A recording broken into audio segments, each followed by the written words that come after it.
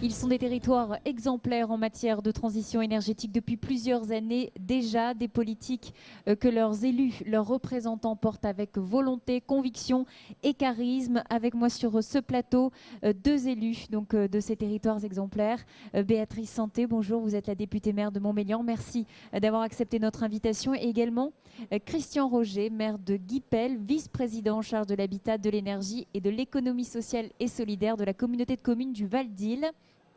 Béatrice Santé, d'abord, une question, puisque on vous sait, territoire exemplaire, et ce n'est pas nouveau à Montmélian. Je crois que la tradition d'énergie solaire, vous l'avez déjà depuis 30 ans. On dit d'ailleurs, on appelle Montmélian la solaire. Oui, c'est effectivement notre nouveau nom, Montmélian la Solaire. C'est un nom qui nous plaît beaucoup. Oui, on a dû commencer, je crois, en 1983, en aménageant le toit des vestiaires de la piscine en panneaux solaires pour chauffer l'eau de la piscine. Et depuis 1983, c'est 75% de la facture énergétique économisée de manière durable, puisque ça fait plus de 30 ans qu'on fait le test. Et depuis 1983, on a cessé en fait d'équiper nos équipements publics, les logements sociaux de la ville, c'est 50% de nos logements, avec la collaboration de l'OPAC, de panneaux solaires thermiques. On est aussi allé bien sûr vers le photovoltaïque de manière un peu plus lente. Les choses sont un petit peu plus compliquées, mais voilà, c'est une politique solaire au départ et qui s'est beaucoup élargie avec les années. Donc les bâtiments publics et puis aussi, vous le dites, les habitants de la commune qui, oui, pour régler aussi la précarité énergétique. Parce que quand on a 50% de logements sociaux, on doit se préoccuper de la facture énergétique des foyers. Et le fait qu'aujourd'hui, l'OPAC de la Savoie, qui travaille à nos côtés, fasse des travaux de rénovation de ces logements, des immeubles, qu'il change les fenêtres, qu'il fasse de l'isolation extérieure, qu'il installe des panneaux solaires pour l'eau chaude sanitaire, c'est une manière de traiter la question de la précarité énergétique et de toute forme de précarité. Des efforts qui ont été reconnus au-delà de ce nom, Montmélian la Solaire, puisque vous avez obtenu le label Citergie.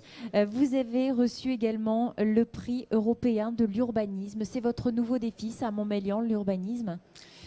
Oui, depuis quelques années maintenant, depuis 7 ou 8 ans, on a élaboré un PLU tout nouveau et qui met vraiment la question de l'énergie en avant. C'est pour nous une question importante. Mettre la question de l'énergie devant presque la question de l'urbanisme pour qu'on n'ait pas après à regretter des choses, mais qu'on imagine bien la ville de demain avec la question énergétique devant. C'était vraiment pour nous un enjeu important et qu'on concrétise tout particulièrement dans le secteur sud de la ville qui reste à construire sur une vingtaine d'hectares, mais pour nous c'est important en superficie, en nombre de logements à venir. Et on a obtenu ce Grand Prix européen de l'urbanisme parce qu'on a su mettre cette question énergétique en avant du projet urbanistique. Les urbanistes avec lesquels on travaille ont choisi très tôt, et dès avant même leur projet, les bureaux d'études énergétiques avec lesquels ils avancent.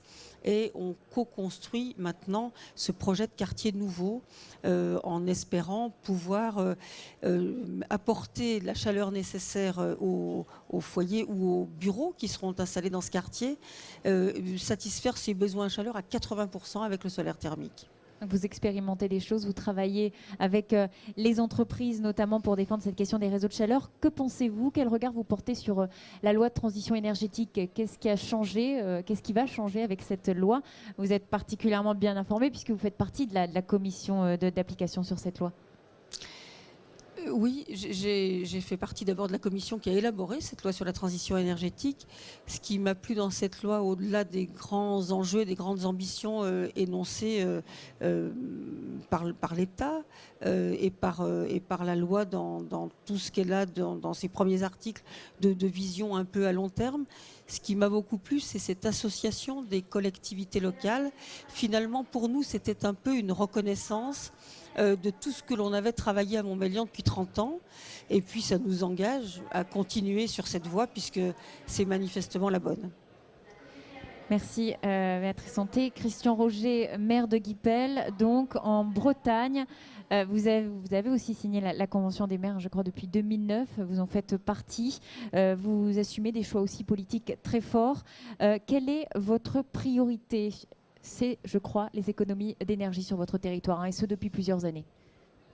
Oui, la principale priorité pour notre communauté de communes, puisque nous sommes un territoire où les gens viennent plutôt vivre et habiter et s'en vont travailler plutôt vers la ville, en l'occurrence Rennes. Donc notre principal facteur de consommation d'énergie, c'est l'habitat. Facteur de consommation d'énergie, mais aussi ça engendre aussi des différences et de la précarité sociale. Donc faire des économies d'énergie, c'est quelque chose à deux volets très forts. C'est à la fois être autonome en énergie et réduire la fracture sociale. Alors vous avez aussi une plateforme pour l'amélioration de l'habitat.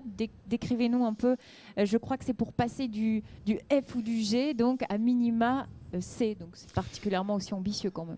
Voilà, alors là je dois quand même dire qu'on a remercié la région quand même pour ça, parce qu'on a répondu, et l'ADEME, on a répondu à un appel à projet, on a été retenu. Ça n'a pas été facile parce que nous sommes un petit territoire qui va grossir avec la réforme de la loi NOTRe, là, mais pour l'instant, le premier obstacle, c'était à une plateforme de rénovation de l'habitat au niveau de 20 000 habitants, 10 communes.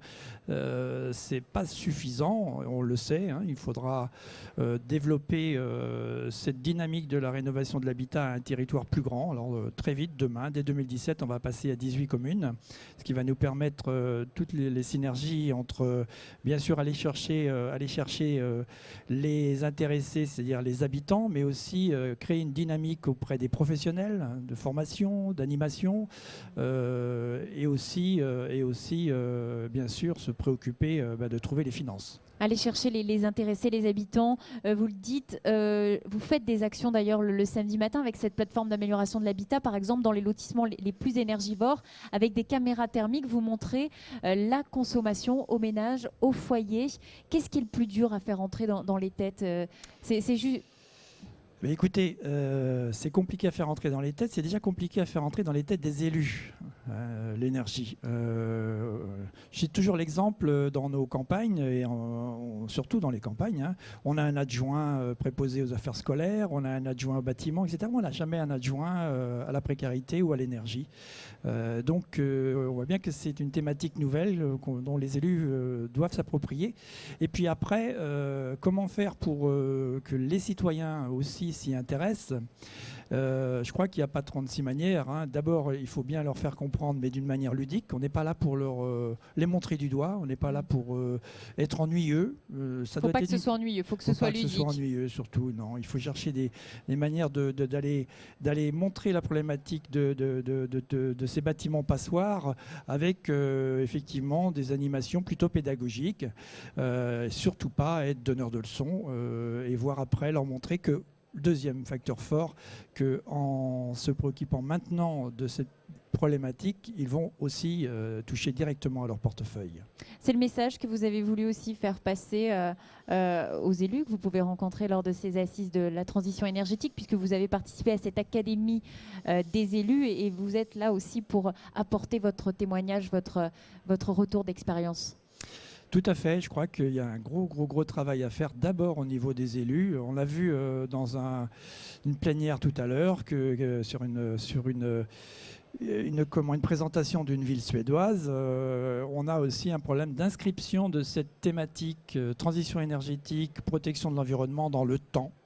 Et le temps des élus n'est pas le temps de cette problématique, donc il va bien falloir que l'on trouve des consensus entre les différents partis pour faire durer cette action dans le temps, parce que ça demandera des décennies pour y arriver. Entre l'ambition qu'il peut y avoir au niveau politique et cet enjeu majeur de long terme. Béatrice Santé, on parle de volonté politique, on sent la volonté politique que vous avez tous les deux, et il y a d'autres élus aussi qui ont cette même volonté politique. Pour vous, c'est essentiel de porter ça, vous, en tant que femme à la tête de cette ville, pour faire avancer les choses?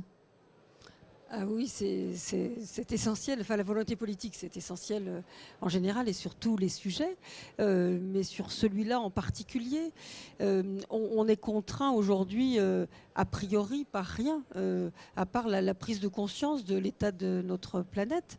Et voilà, après, il y a des communes dans lesquelles cette prise de conscience a été faite il y a bien longtemps, d'autres qui arrivent. Il n'y a pas de jugement, il faut maintenant qu'on s'y mette tous.